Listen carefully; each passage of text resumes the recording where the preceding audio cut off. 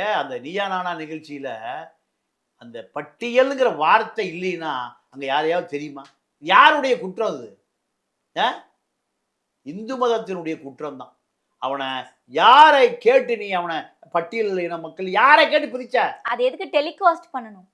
அதான் இது ஒரு மறைமுகமான சாதி வெறி. நீங்க நீயா நானா கோபிநாத்துக்கு ஒரு சாதி வெறி, வேற தலைப்பே இல்லையா? ஆனா அவரை பார்த்தா அப்படி தெரியலையா? ரொம்ப நல்ல மனிதர். நல்ல மனிதர் தான் கெட்ட மனிதரா உள்ள இருப்பாங்க. சுயரூபம் எப்படி இருக்கும்? கெட்ட மனிதனா இருப்பான்.